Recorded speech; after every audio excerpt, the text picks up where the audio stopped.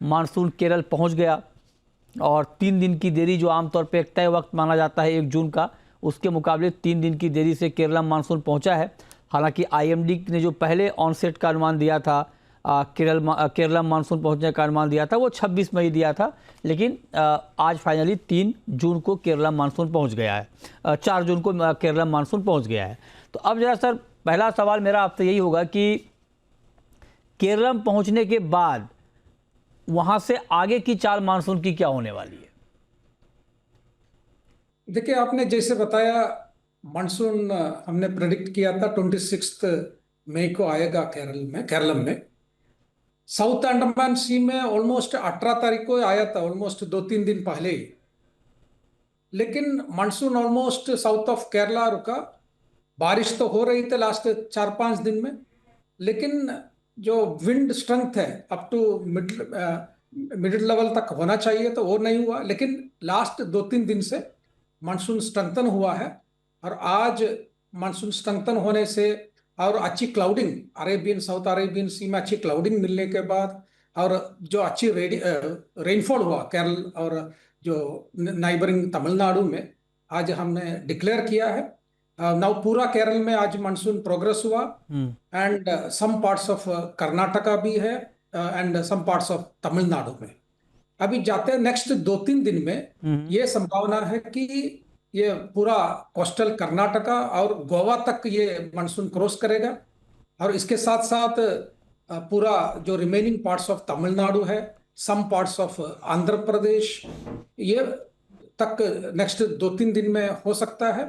और बाद में ऐसे ही ये अनुमान है कि थोड़ा चलते चलते बाय मिडिल ऑफ या नहीं तो 3rd वीक ऑफ जून तक थोड़ा इधर मध्य भाग तक पहुंच सकता है, और नेक्स्ट सेकंड हाफ प्रोग्रेस अच्छी होने की संभावना है। तो मतलब आप ये कह रहे हैं कि मानसून की यहाँ से जो आगे की चाल है वो अच्छी है, अच्छी रफ्तार में मानसून आगे बढ़ेगा, ऐसा लग रहा है आप लोगों को? करेक्ट। सो अभी 2-3 दिन का डिले है केरल में, लेकिन further up to central India तक नॉर्मल डेट के आसपास चलना चाहिए। इधर उधर 1-2 दिन मतलब आप ये कह रहे हैं कि यहाँ से जो आगे मानसून बढ़ेगा सेंट्रल इंडिया तक, उसमें ये डिले कवर हो जाएगा? करेक्ट। मतलब सेंट्रल इंडिया में मानसून वक्त पे पहुंचेगा? यस, आप देखेंगे महाराष्ट्र में जनरली 7 to 8 को होता है एक्चुअली। हाँ। नेक्स्ट 2-3 दिन में तक साउथ महाराष्ट्र तक आ जाएगा। मतलब 2 से 3 दिन में साउथ महाराष्ट्र में मानसून आ जाएगा, ये कह रहे हैं सर? करेक्ट। तो मुंबई में कब मानसूनी बारिश हम एक्सपेक्ट करें? मुंबई में may be further again may be 4-5 दिन के अंदर होना। मतलब यहाँ से 4-5 दिन, मतलब 8 से 9 जून को मानसून मुंबई पहुंच सकता है, राइट सर?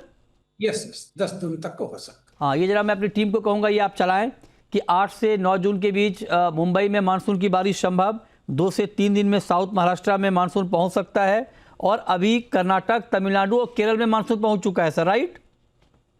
यस। और 2 से 3 दिन में साउथ महाराष्ट्र गोवा के हिस्से को भी कवर करेगा?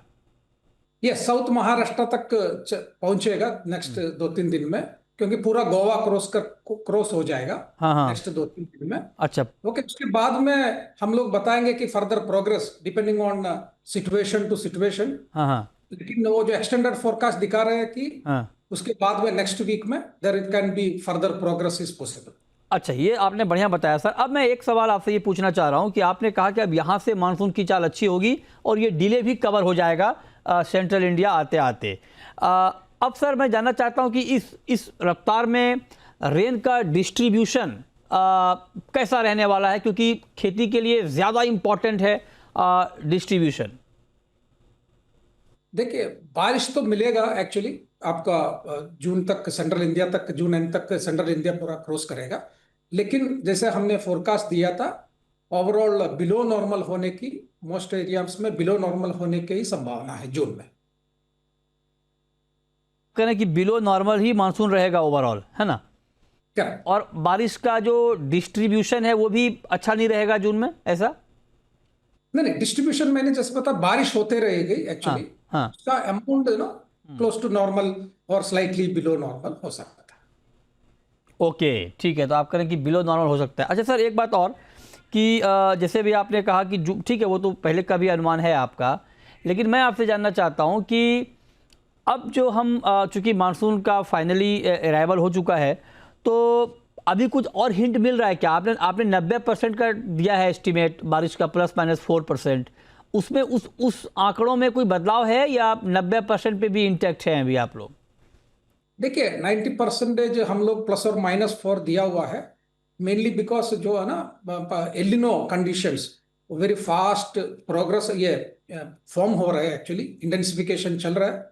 लास्ट 2-3 हफ्ते में ही अभी नीनो 3.4 जिधर हम लोग एलिनो का जनरली मेजरमेंट होता है, उधर नाउ ऑलमोस्ट थ्रेशोल्ड क्रॉस हो गया है एलिनो कंडीशंस का। हाँ। सो देर इज अ 95% की प्रोबेबिलिटी है कि by June July एलिनो will develop हो जाएगा। तो इसके कारण से जो नॉट ओनली इंडिया, पूरा साउथ एशिया में mostly there will be impact of एलिनो, और बिलो नॉर्मल होने की संभावना अभी भी जो फोरकास्ट दिया है उसी में है। अच्छा, ठीक है, ये आपने बहुत बढ़िया बताया सर। अब मैं आपसे जानना चाहता हूँ कि बहुत सारे लोगों के मन में ये सवाल है कि 90% एक ऐसा बॉर्डर लाइन है, ±4%। अगर प्लस हो गया तो आप थोड़ा सामान्य के करीब पहुँचेंगे, हालांकि तभी 2% कम रहेंगे, लेकिन फिर भी आप क्लोज टू नॉर्मल पहुँच जाएंगे। लेकिन अगर माइनस हुआ तो फिर चिंता बढ़ सकती है। इसमें कुछ आप अगर बता पाएँ कि माइनस की संभावना ज़्यादा या प्लस की संभावना ज़्यादा? देखिए दोनों साइड में हो सकता है, क्योंकि एक्चुअली जनरली इसके हम लोग जो सीजनल फोरकास्ट देते हैं एलिनो और large scale like IOD, snow cover, इसके सभी पूरा इम्पैक्ट लेकर के देते हैं।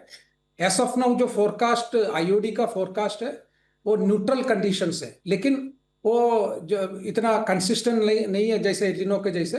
कभी कभी suddenly last part of the monsoon season में भी कोई मॉडल्स दिखा रहे हैं, इनकेस ऐसा पॉजिटिव आईओडी फॉर्म होता है, देन थोड़ा इसका एलिनो का इम्पैक्ट वो कम कर सकता है। यदि वो नहीं हो रहा है तो जैसे हमने बताया 90% के आसपास। एट द सेम टाइम एलिनो जैसे करंट कंडीशन से भी मच फास्टर इंटेंसिफाई होता है, तो देन एलिनो का इम्पैक्ट ज़्यादा होगा।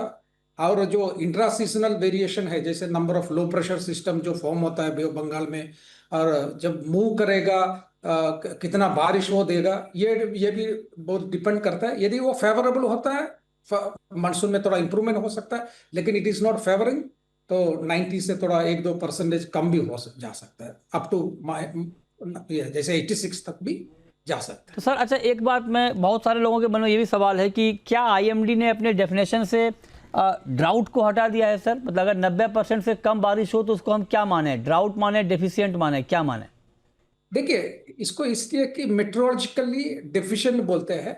ड्राउट तभी बोलते हैं कि इंस्पाइट ऑफ रेनफॉल कम हो गया, यदि आपका इरिगेशन फैसिलिटी नहीं है, यही नहीं तो दूसरा स्रोत कुछ नहीं है पानी का, तभी उसका इम्पैक्ट होगा। यदि आपका इरिगेशन फैसिलिटी है, river water is available, reservoir में अच्छा पानी है, तो हम लोग वो जो कमी कॉम्पनसेट कर सकते हैं, पर्टिकुलरली एग्रीकल्चर में सभी, तो उसका इतना इम्पैक्ट नहीं होगा। यदि पानी भी कम है, अभी आपका इरिगेशन के लिए भी पानी नहीं है, then it will lead to agriculture drought. तो ड्राउट ये है कि आपको दूसरा सोर्स भी नहीं है, साउथ तभी महाराष्ट्र। ड्राउट होगा, नहीं तो ये डेफिशिएंट बोलेगा, दैट्स ऑल। अच्छा, ओके। तो हाँ, थोड़ा मतलब ड्राउट सुनने में थोड़ा पैनिक भी लगता है, डेफिशिएंट तक ठीक है, थोड़ा मैनेजेबल लगता है। और सही बात है सर, और चूंकि आप एक जिम्मेदार एजेंसी हैं तो आपका काम बिल्कुल ये है कि पैनिक ना हो, ये अच्छी बात है। सर लेकिन एक बात मैं आपसे फिर से पूछना चाह रहा हूँ कि 4 महीने का ही होता है साउथ वेस्ट मानसून। जुलाई का महीना सबसे ज़्यादा इम्पॉर्टेंट होता है खरीफ की बुआई के लिए, खरीफ की सोइंग के लिए। आपने कहा कि जून थोड़ा कम रहेगा, जुलाई का महीना कैसा रहेगा? देखिए जुलाई का फोरकास्ट हम लोग ये मंथ एंड में देंगे, लेकिन ये समझना चाहिए कि जुलाई में हमें ऑलमोस्ट 33% ऑफ सीजनल बारिश मिलती है, और अगस्त में 29। ये 2 महीने बहुत इंपॉर्टेंट होता है मानसून के लिए।